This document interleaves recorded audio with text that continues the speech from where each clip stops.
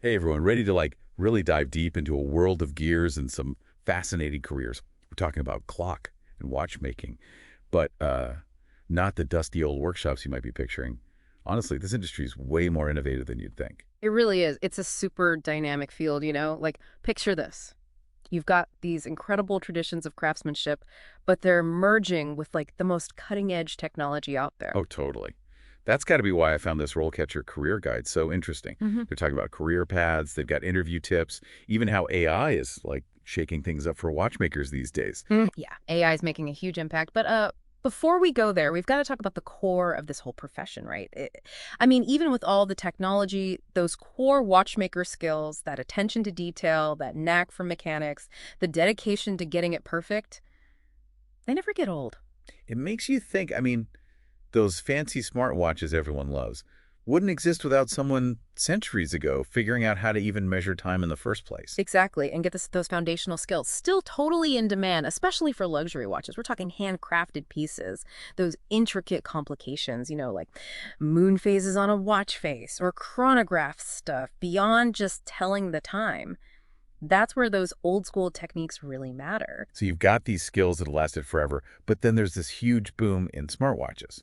Got to be a totally different skill set for that, right? Totally different. We're talking about electronics, software. You might even need to know some programming. It's not just knowing how to fix a gear, it's understanding microchips, algorithms, all that.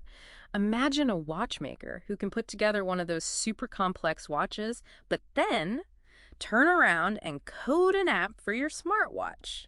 That's the future we're talking about. Wow. Talk about a career with range. Yeah. It's like, I don't know, being a surgeon who also moonlights as a software engineer makes you wonder, how do you even start learning all that? Well, it starts with passion, right? You gotta love this stuff. And then a commitment to learning always. That's where groups like the American Watchmakers Clockmakers Institute come in. They've got it all courses for the basics, then training on the latest tech.even programs for microelectronics and watches. They're bridging that gap between the old and the new. So even if you're like a total pro, you got to keep learning to stay on top of things. hmm It reminds me of something else in that RoleCatcher guide. They were big on building your portfolio and networking. Sounds like this isn't your average 9 to 5. Oh, you got that right. In watchmaking, your reputation is everything. Clients, especially if they're bringing you family heirlooms or really high-end stuff, they want to know they can trust you.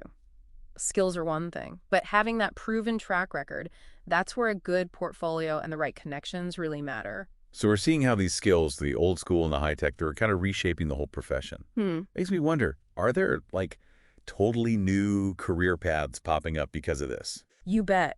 We're seeing a real surge in those hybrid roles, things like mechatronics technician or, smartwatch specialist. Those are jobs that need you to get both sides, the mechanical and the electronic. So you could be fixing a vintage pocket watch one morning, then calibrating sensors on a smartwatch that afternoon. Exactly. And that's where that learning, that always be learning thing and the networking we talked about, that's where it gets really important. The more skills you've got, the more adaptable you are, the more valuable you are in this job market.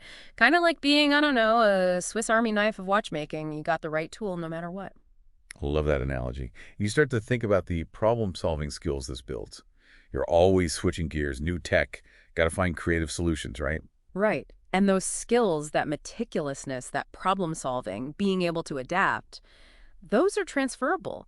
Even if you don't become, a master watchmaker, this field can launch you into other careers. That's a good point.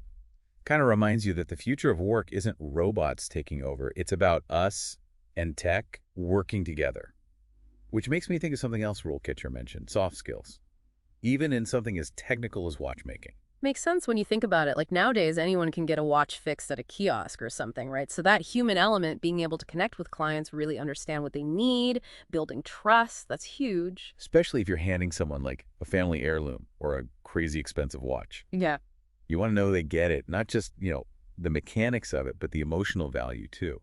Exactly. And it's not just clients either, it's teamwork too. That tech's only getting more complex, right? So watchmakers are collaborating with all sorts of specialists, software people, materials science, being able to communicate, work together well, that's key. So it's not enough to just check off boxes on a skills list. Yeah. It's about actually connecting with people, building those relationships, getting that human element behind the craft.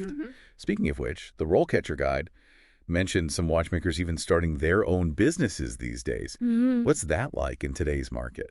Oh, it's exciting, especially if you've got that entrepreneurial spirit. We're seeing this comeback of independent watchmakers, these small ateliers. They'll specialize in niche stuff, restoring vintage watches, or even creating their own micro brands.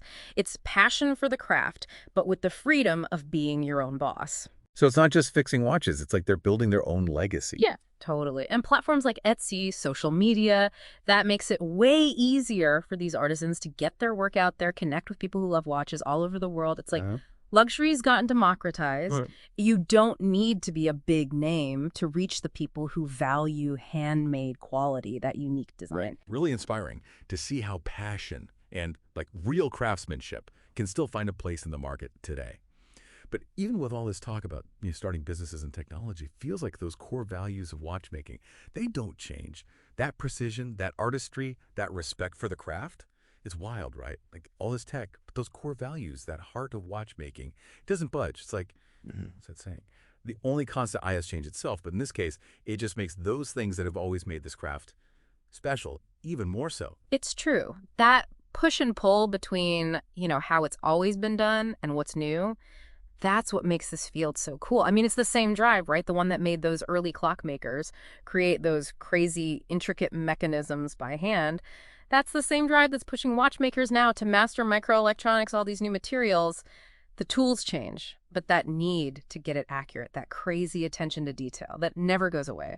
It's like, I don't know, something about being human, Yeah. Want to understand time, measure it, even control it if we can. I mean, think about it. We've gone from sundials to atomic clocks. Yeah. But that fascination is still there. Totally.